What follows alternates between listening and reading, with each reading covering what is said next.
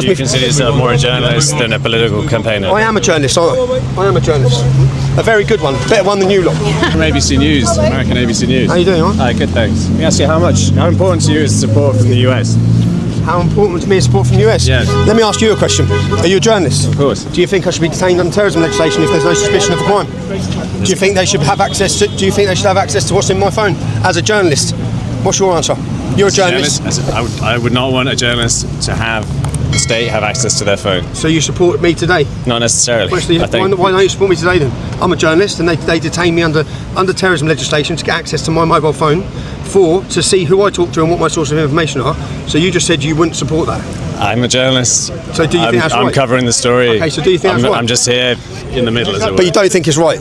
What? I'm in the middle. No, you don't. You come on. You're a journalist. Do you think it's right that under terrorism legislation they detained me as a journalist? You're going to hear it all in court if you actually listen and report what they say in court, under no suspicion of any crime. So there's no crime. Give us your passwords to your phone and let us see every single thing on your phone and download it onto our system. There's no crime. Do you think they should be able to do that? Do you think the state should be able to do that? I don't think the state. So thanks, you sir. You support me on the not guilty verdict today. You don't want me to lose your job, do you? If you want to take that, you want to take it. So, how important to me is support from the United States? Yeah, how important? You're the only country. Your people in the United States, the only people fighting for us. Elon Musk, Donald Trump, and JD Vance are the only people fighting for our rights in Great Britain. As I just said, you don't agree in what's happening to me as a journalist. Not one of these British journalists is going to report a single thing against me, against what they've done. None of them are going to report a negative word against what they've done.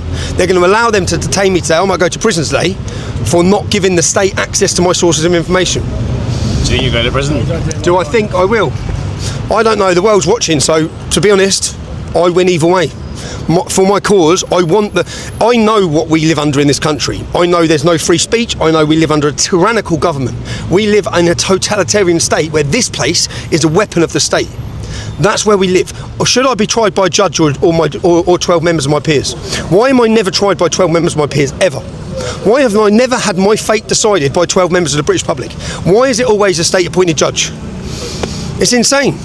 It's insane. So today, this plays out embarrassingly for the state, because there was no terrorism offence. I'm not a terrorist. Everyone knows I'm not a terrorist. The police officers' words as they detain me, we know you're not a terrorist, Tommy. So what are you doing this for? You totally abused your powers. Now, the last time I stood here, the last time I was in this court, was because I was detained trying to do my job again as a journalist when no one supported me. Yeah. Then I was banned from my capital city under bail conditions, unlawful bail conditions, for 6 months. I was arrested a second time on all of this. And when it got to this court, the judge found everything they'd done was unlawful. I didn't get anything. Do you consider yourself more a journalist than a political campaigner? I am a journalist, aren't I? I am a journalist. A very good one. Better one than you lot. Outside a London courthouse, Tommy Robinson engaged in a fiery, impromptu exchange with an American ABC News reporter, turning what was meant to be a brief interview into a full-blown confrontation over press freedom, anti-terror laws, and the state of democracy in Britain. Robinson was appearing in court under the Terrorism Act 2000 after refusing to hand over his phone and PIN code to police who detained him at an airport last year. The activist insists that the stop was unlawful and politically motivated, an attempt by the British state to gain access to his confidential sources. The ABC reporter, caught off guard, hesitated before answering, "I wouldn't want the state to have access to a journalist's phone." Robinson seized on the admission instantly. "So you support me then," he said. "Why don't you support me today? You're a journalist. You just said you wouldn't support the state doing that."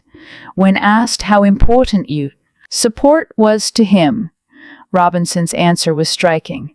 "Your people in the United States are the only ones fighting for us.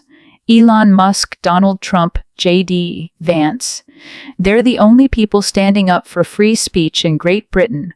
For Robinson, this is not just a court case. It's an indictment of modern Britain.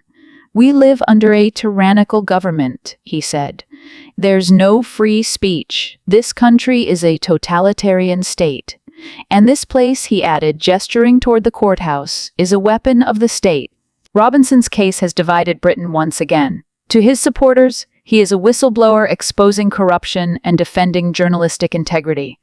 To his critics, He remains a provocateur, using populist rhetoric to cast himself as a martyr. Yet his confrontation with the ABC journalist revealed something deeper, a struggle over who gets to call themselves a journalist in an age when activism, citizen reporting, and political campaigning increasingly overlap. In addition to that, I understand that Tom Tugendhat, when he was the security minister, and for whom way back Chris Cash worked before he was security minister, had the case ready to go. I mean, had a dossier of evidence of all the threats from China, including the evidence of this spy case. And it's simply that Jonathan Powell and the government refused to provide either a statement or a witness from the government to confirm that. I mean, what should happen? Should there be an investigation into this? I know questions are going to be asked in the House of Commons tomorrow, because it strikes me that two things can't be true at the same time. If ministers didn't know, then it begs the question, why didn't you know? And why was Jonathan Powell operating on his own without any prime ministerial scrutiny? So that's a problem in itself.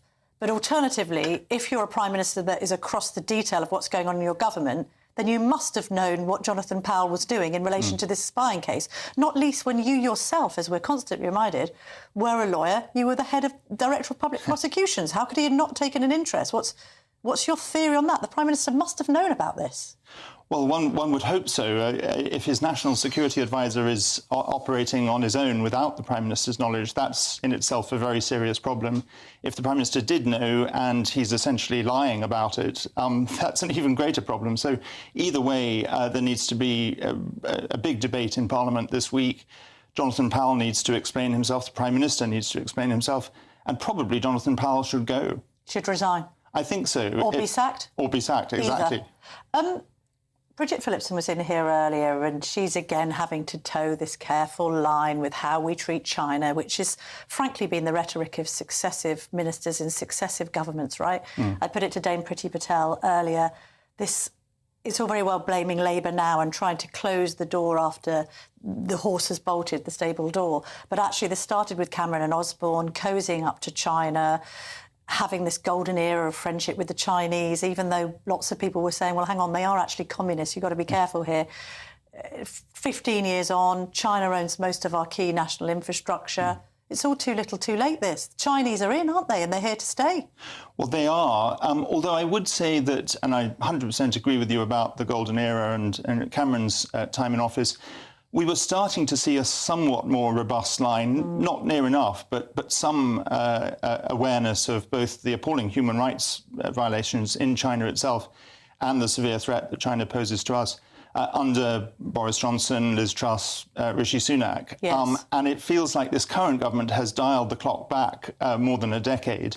And we now have, the former head of MI6, the former head of the civil service, the former national security advisor, the former director of public prosecutions, as well as the current director of public prosecutions, all saying something is deeply wrong about this collapsing of the case.